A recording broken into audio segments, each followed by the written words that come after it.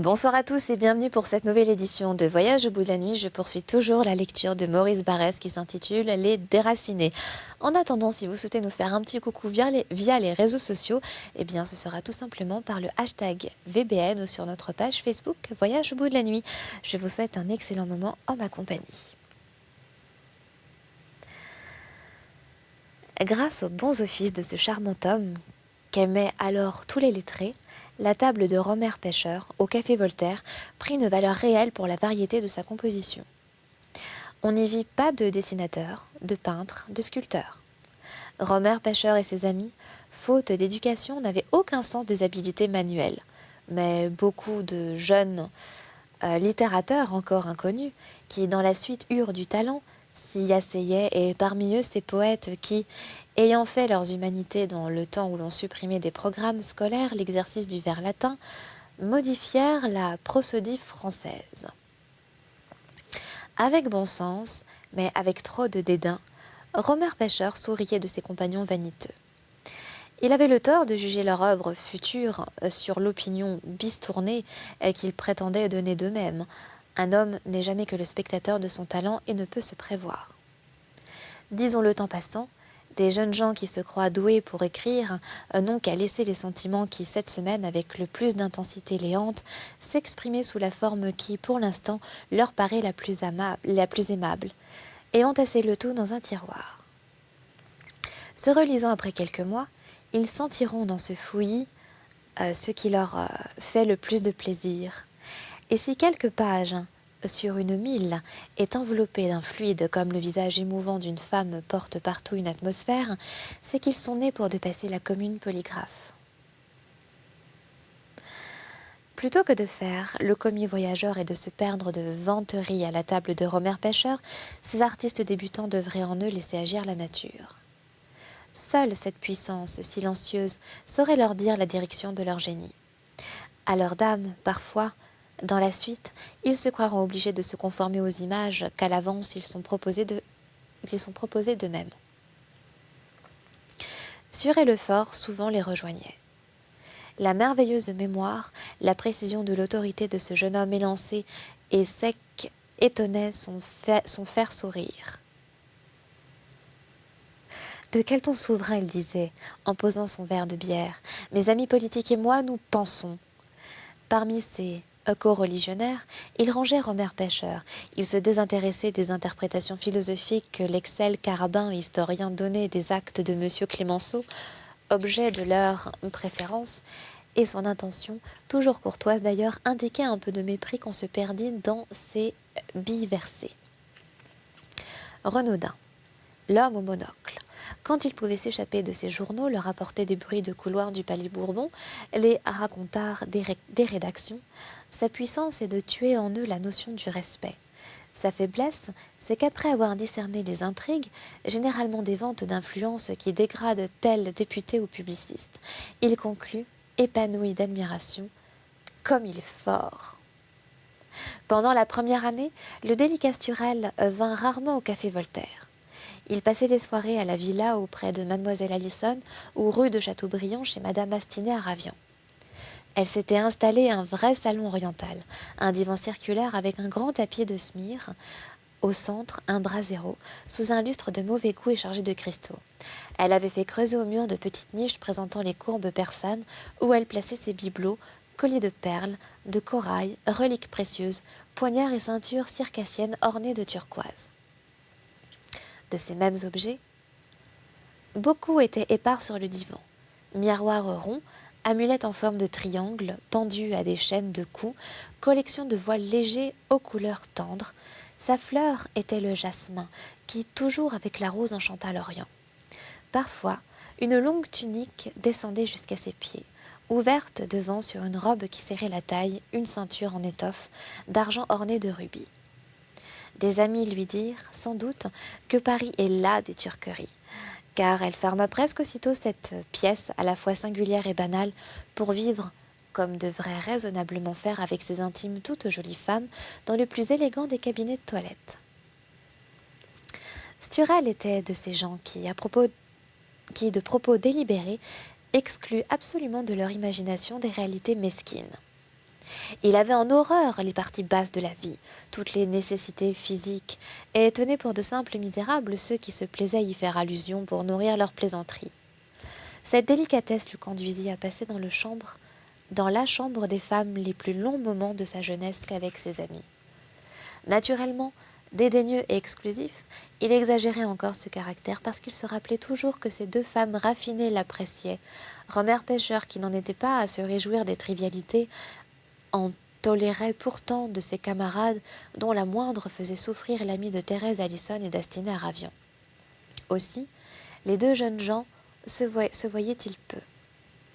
Mais l'asiatique avait de romanesque tout ce que peut en contenir une âme sans tourner à la niaiserie. Elle avait fréquemment dit à son ami: « Vous allez me juger sévèrement. Dès que je n'ai plus un très grand plaisir à voir celui que j'aime, soudain, sa vue me devient pénible.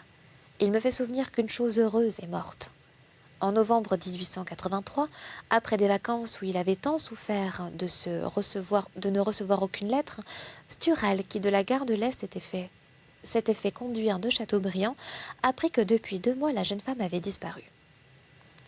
Tous ses meubles déposés chez son tapissier, elle avait pris le train de Marseille, sans laisser d'adresse ni instruction. Une hirondelle émigrante s'enfonce dans les airs. Il fut mélancolique et fréquenta la table de Romer Pêcheur. Il est certain que ce Renaudin, comme Mouchefrein et Racado, et, pour dire franc, Sûr et Lefort aussi, sont de basse société, mais on ne se fait pas une psychologie, pas plus qu'on ne devient chimiste sans se tâcher un peu, et par ses expériences, Romer Pêcheur, Saint-Flin, Sturel furent rendus attentifs à bien des choses. On en va voir un splendide témoignage. Mouchefrein et Racado, toujours assurés de trouver à la table de Romer Pêcheur un verre de café et des cigarettes, y étaient assidus, et Mouchefrein expliquait volontiers qu'il n'avait pas mangé de 24 heures. En outre, il s'attachait à Renaudin, dans l'admiration de ses appointements de 300 francs et avec l'espoir qu'il leur procurait une place de secrétaire, de reporter. Aussi, quelle fureur de haine les saisit, quelle abondance de désespoir les envahit, ces deux malheureux, le soir où Renaudin, sans même les regarder, dit à Romer Pêcheur, à Saint-Flin, à Sturel: « Un des journaux où j'écris, la vraie République, accueillerait des collaborateurs capables, fussent-ils jeunes et inconnus. » J'ai eu du mal à les convaincre. Si quelqu'un de vous trois, mes maîtres, avait un morceau à imprimer, je m'en charge. Et quelle joie sur le visage de Renaudin! Il a parlé à peine assis, et de l'air essoufflé d'un homme qui apporte des choses joyeuses, inattendues. Plutôt des choses impatiemment attendues. Depuis le lycée, qu'ils en prennent conscience ou non, ils attendent d'écrire dans les journaux. La proposition de Renaudin est un hasard que tout nécessitait. Renaudin, de ces êtres tout abstraits, est le premier, le seul qui ait trouvé sa corporation. Et il le tend naturellement à la fortifier en lui adjoignant des amis dont il fait grand cas. Or, sa profession, sa corporation, il les conçoit d'après celui qui l'initia, d'après ce Portalis qu'il compte toujours voir à la tête d'un journal ou du gouvernement et de qui il est devenu une âme de reflet. Pour connaître ce que peut le prestige d'un homme, il faut voir Renaudin à la table de Romer Pêcheur, après qu'il a détaillé les vilainies des personnages en vue, passer enfin à son ancien patron et dire, en ajustant son monocle: « Oh, celui-là, mes petits !» Ce reporter, bohème, et qui ricane derrière son monocle, il a tout de même une hérédité de fonctionnaire respectueux et gobeur, comme ces commerçants parisiens toujours flattés d'un brillant faiseur et qui veut bien les exploiter. Il appartient corps et âme à ce personnage de grand vol. Je ne dis pas que tout au fond il l'aime, ni même qu'il professe de bouche des sentiments dévoués. C'est plus grave. L'ensemble des règles de conduite que l'imposant Portalis affiche est devenu pour cet adolescent encore amorphe la seule vérité viable, la vie même. Le jeune Alfred Renaudin, c'est un poisson des eaux troubles de Portalis. Son admiration pour les intrigues d'argent et d'ambition de l'ex-directeur de La Vérité heurte Romer Pêcheur, Sturel, Saint-Flin. Il lui réplique par bouteillé: « De qui personne ne peut nier la valeur, et qui pourtant a de la moralité. » Alors Renaudin prétend leur faire admettre que leur professeur se fait des buts et des moyens exactement la même conception que le journaliste. Il les plaisante et les protège, les traite en poètes, qui n'ont pu mesurer les difficultés de la politique et des affaires. Il n'ose pourtant pas leur présenter l'argument qu'à part soi, et bien à tort, ce jeune reporter qui comprend les faits et non les esprits juge décisif, le conseil qui lui donna Bouteiller d'espionner pour Gambetta. Admirons, dans une certaine mesure, que cet enfant, dont personne n'a formé le goût, sache sentir l'énergie insolente d'un Portalis qui parfois le brusqua. Mais ajoutons, et nous l'étonnerions fort, qu'il se méprend lourdement s'il confond à cette date un Bouteiller et un Portalis, et s'il juge que ce dernier possède mieux que des poètes les moyens d'agir, de s'élever dans le milieu national. Voilà la vérité. Le Renaudin, qui se croit un grand admirateur des esprits réalistes, ne juge pas sainement la réalité de la vie française. Comme son patron, il manque de bon sens, ce que nous allons démontrer du premier. Cette démonstration importe pour caractériser les influences que subit cette petite équipe, par la force de l'air que déplace en se développant une masse comme les Portalis. Ces jeunes gens, feuilles détachées du grand chêne lorrain, allaient être entraînés sur un assez long espace dont la direction, au moins suspecte où s'enfonçait, selon la pente de ses appétits, cet individu implacable et correct. De plus, à souligner ce défaut de bon sens, nous trouverons un enseignement utile de psychologie politique. Mais alors, qu'est-ce que le caractère d'un grand journaliste parlementaire ? Dans cette longue file de politiciens que, tout le long de l'histoire récente de notre parlementarisme, nous voyons s'acheminer vers Mazas, l'intéressant d'un Portalis et qui lui compose d'abord une figure balsacienne, c'est qu'il possède un beau nom, de la fortune, du tempérament, tout ce que l'on peut trouver dans un berceau et que pourtant par une suite absolument logique, sa destinée le mène en correctionnel à la ruine et au déshonneur. Il fait partie de l'équipe chargée du maniement de l'opinion pour le compte du parlementaire français, les Camille Dreyfus, les Canivet, les Magnier, les Henri Marais, les Eugène Meyer, les Édouard, les Hébrard, cohorte intelligente que les difficultés de la vie ont décimée. Mais avec un commun idéal mercenaire et cynique, ces messieurs présentent des nuances. L'ex-directeur de La Vérité n'est pas de ces gens grossiers, menés par leurs fringales et leurs verbes bourbeuses, et qui, après un instant de fortune excessive, trouvent une fin qu'on avait toujours jugée vraisemblable. S'il fait la culbute, il trompera les premiers pronostics. Frappé avec le même coin que les autres, mais dans une matière plus noble, il est pourtant un sou mieux venu. Il offre l'attrait d'une forte figure qui, peu à peu, se dégrade. Son allure puissante, son expression fermée jusqu'à l'hypocrisie et dure jusqu'à l'insensibilité, son mutisme évoquent ce que me semble certaines figures terroristes et austères des grands magistrats de jadis. Ayant le choix entre divers patronages, Renaudin montre une sorte de goût puisqu'il a particulièrement senti la maîtrise de Portalis. Parfois, en vérité, ce vulgaire reporter trahit les mouvements d'une certaine poésie intérieure. Ainsi, qu'en traversant d'une certaine poésie... Oui, donc ainsi, je reprends ma phrase.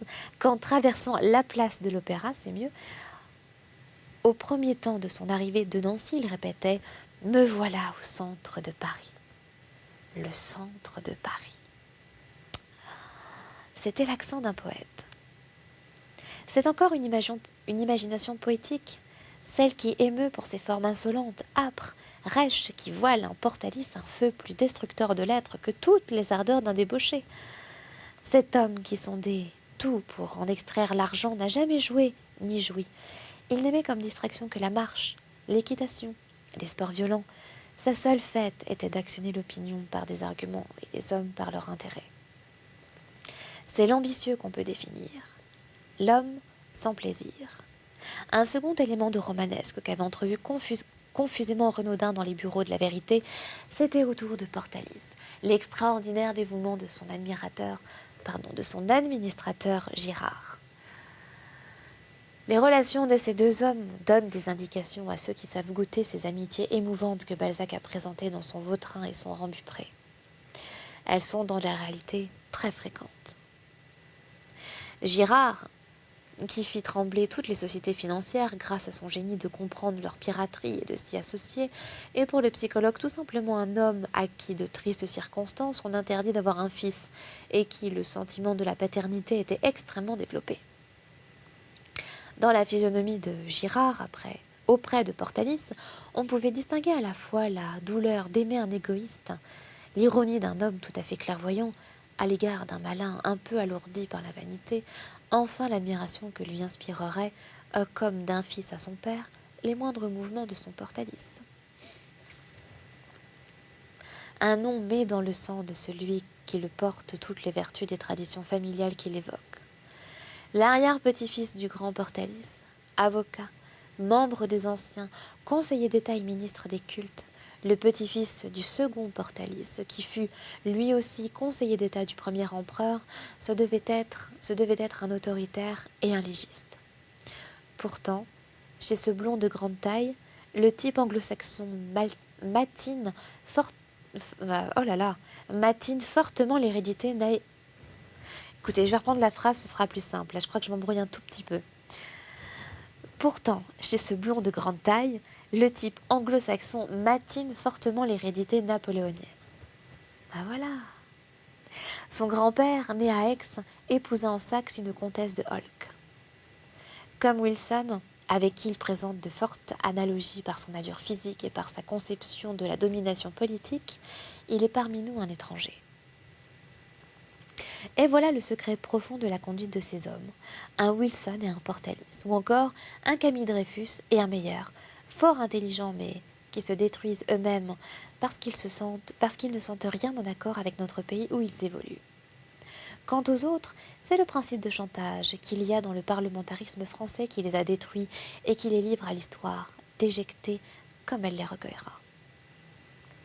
Le premier point pour être selon le type national, c'est de réaliser en soi ou de donner comme formule programme à son énergie propre cette définition dont on ne peut se contenter en attendant meilleure analyse, générosité, progrès, humanité. Les êtres qui, par leur naissance ou leur libre choix, appartiennent à une tradition opposée, se reconnaissent toujours. À leurs paroles, à leurs sentiments qui nient, contredisent le type français, puis à leurs actes. L'éducation fortifia l'hérédité étrangère dans Portalis. Enfant, il était indomptable. Son père, qui fut receveur général sous les divers gouvernements et qui résidait alors à Orléans, ne put obtenir que de M. Dupanloup, ami de la famille, le garda. 36 collègues l'expulsèrent. Nulle discipline ne le domptait. À 16 ans, sa manie particulière de se dévisser les serrures. Un maître de boîte à bachot, décidé à tout supporter pour garder un pensionnaire riche et de beau nom, lui fit remettre une clé sous main. Dès lors, le jeune homme respecta les serrures. Mais non les professeurs. Tous se plaignaient. Un colleur de mathématiques, enfin, pris de l'empire sur ce terrible élève qui un jour, avec ce singulier mélange de franchise et d'effronterie dont il était plus tard, et les gardes de l'enfance passée, usé moins heureusement sur les banquiers et tenanciers de cercle, lui dit « C'est curieux, vous seul m'intimidez. » Le colleur, amusé, flatté, s'intéressa à cette nature singulière.